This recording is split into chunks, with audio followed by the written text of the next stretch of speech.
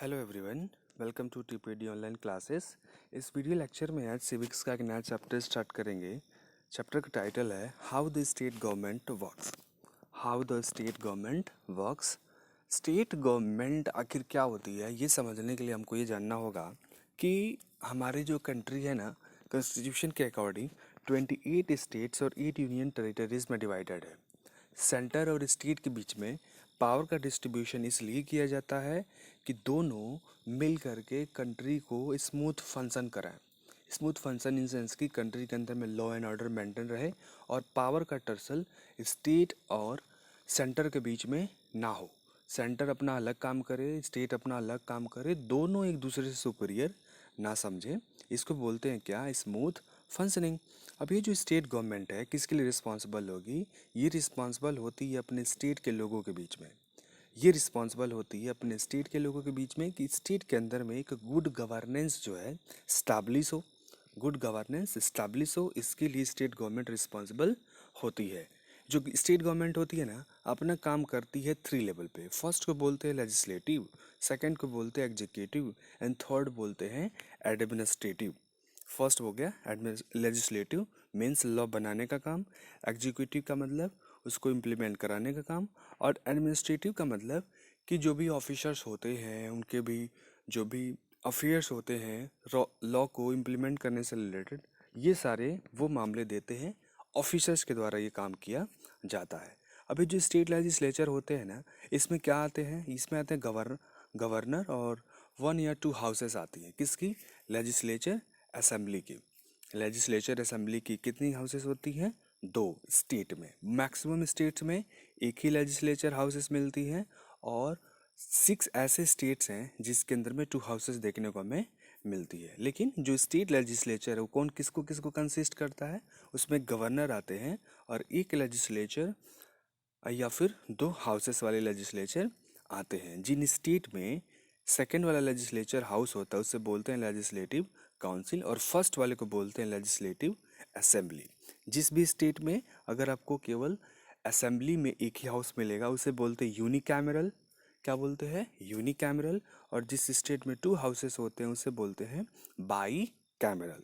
Unicameral, by cameral. तो आपसे question पूछते हैं कि आप गूगल पे ये सर्च मारिए कि इंडिया में ऐसे कौन कौन से स्टेट हैं जहाँ पे बाई कैमरल लेजिस्लेटिव असेंबली है या उस लेजिस्लेटिव असेंबली में 2 हाउसेस हैं। ठीक है। हिंदी में लेजिस्लेटिव काउंसिल को बोलते हैं क्या? विधान परिषद, यानी ये अपर हाउस होती है। और जो लेजिस्लेटिव असेंबली होती है उसे क्या बोलते हैं? विधान सभा बोलते हैं। ये स्टेट लेजिस्लेचर का लोअर हाउस होता है। अब ये लेजिस्लेटिव जो असेंबली होती है इनके पास में पावर क्या है और फंक्शन क्या क्या होते हैं, इनको क्या क्या काम परफॉर्म करने होते हैं। तो सबसे पहले यही बात कि जो लेजिस्लेटिव असेंबली होती है हाईएस्ट लॉ मेकिंग ऑर्गन होता है स्टेट का।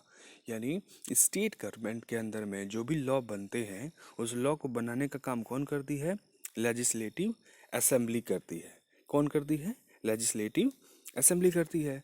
जब कोई भी आपको लॉ कंट्री के अंदर में बनाना होता है, कोई भी बिल बनाना, कोई भी लॉ बनाना होता है, कोई रूल रेगुलेशन बनाना होता है स्टेट के अंदर में, तो सबसे पहले क्या लाते हैं? एक प्रपोजल लाते हैं।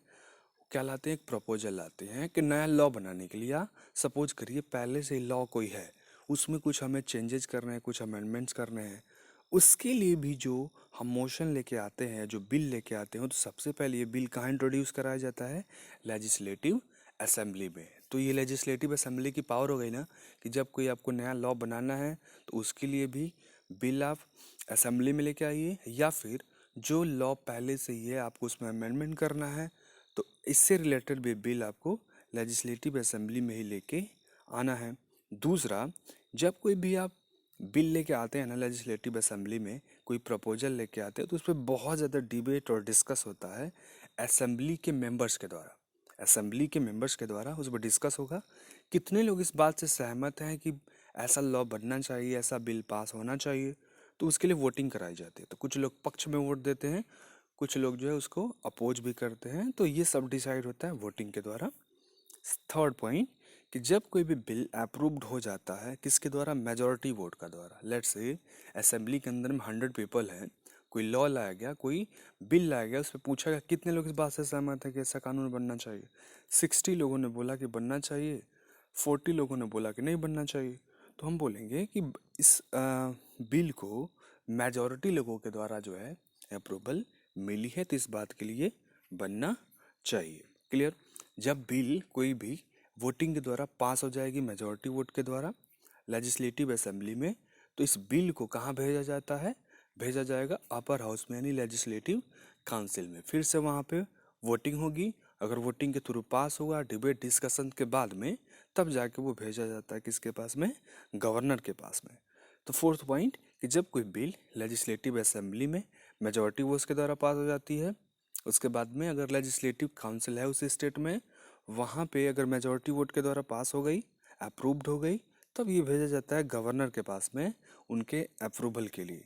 और जैसे ही वो अप्रूवल दे देंगे, अपना सिग्नेचर उस लॉ के ऊपर में कर देते हैं, उस बिल के ऊपर में कर देते हैं, तो वो बिल तुरंत किस में कन्वर्ट हो जाता है, लॉ में कन्वर्ट हो जाता है।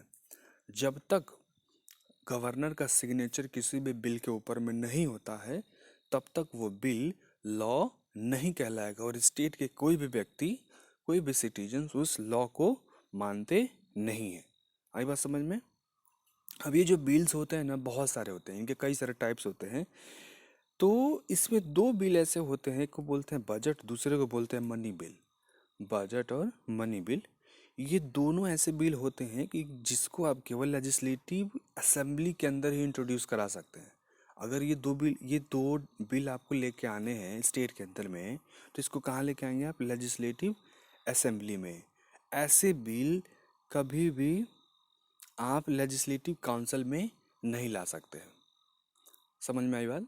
बिल कितने टाइप के होते हैं, 3-4 टाइप होते हैं। पहले को बोलते हैं सिंपल बिल, दूसरे को बोलते हैं कॉन्स्टिट्यूशनल अमेंडमेंट बिल, तीसरे को बोलते हैं फाइनेंस बिल, चौथे को बोलते हैं मनी बिल। ऐसे बहुत सारे टाइप है, मैंने आपको 4 तरीके बताया। इसमें से जो आपका फाइनेंस बिल होता है, जिसको बजट भी बोलते हैं, और मनी बिल होता है, इन दोनों को आप कहाँ इंट्रोड्यूस करा सकते हैं, केवल इसको आप लेजिस्लेटिव असेंबली में ही इंट्रोड्यूस करा सकते हैं, लेजिस्लेटिव काउंसिल में नहीं लेके जा सकते। वो इसलिए क्योंकि जिसका मनी बिल का मतलब होता है कि सरकार को पैसे खर्च करने हैं, तो सरकार को पैसे खर्च करने हैं, तो ये राइट मिलना चाहिए ना आखिर। तो ये राइट कहाँ मिलेगा, नेशनल लेजिस्लेटिव असेंबली से मिलेगी आपको ये राइट। और लेजिस्लेटिव जो असेंबली होती है, इसमें जिस पार्टी की गवर्नमेंट होती है उसकी मेजॉरिटी होती है। इसीलिए हर पार्टियां जो गवर्नमेंट में होती हैं, वो अपना बिल कहाँ स्टार्ट करवाती हैं, लेजिस्लेटिव असेंबली में। लेजिस्लेटिव असेंबली में स्टार्ट कराएंगे तो उसके पास होने के चांसेस ज़्यादा रहते हैं। लेकिन इन केस अगर वो बिल पास नहीं हुआ, तो अगर मनी बिल गवर्नमेंट ने लाया और लेजिस्लेटिव असेंबली में पास नहीं हुआ, इसका मतलब ये होता है कि लोगों का जो फेथ है गवर्नमेंट के ऊपर से हट चुका है, और गवर्नमेंट को क्या देना होता है, तुरंत रिज़ाइन देना होता है, रेजिग्नेशन देना होता है वहाँ से। तो तुरंत जो है सरकार गिर जाती है और फिर से चुनाव कराने होते हैं। ये पावर होता है किसका, मनी बिल का। सो अभी के लिए इतना ही। हमने क्या पढ़ा, हमने ये पढ़ा इंडिया को 8 यूनियन टेरिटरी 28 स्टेट्स में डिवाइड किया गया है। ये डिवाइड इसलिए किया गया कि सेंटर और स्टेट मिलके कंट्री को स्मूथ फंक्शनिंग करवाएं। और हमने ये पढ़ा कि जो स्टेट गवर्नमेंट में लेजिस्लेटिव असेंबली होती है, लेजिस्लेटिव काउंसिल होती है, उसके क्या क्या फंक्शन है। हमने कितने पॉइंट्स पढ़े, 4 पॉइंट्स पढ़े। नेक्स्ट पॉइंट्स कल की वीडियो लेक्चर में डिस्कस करेंगे। Thank you.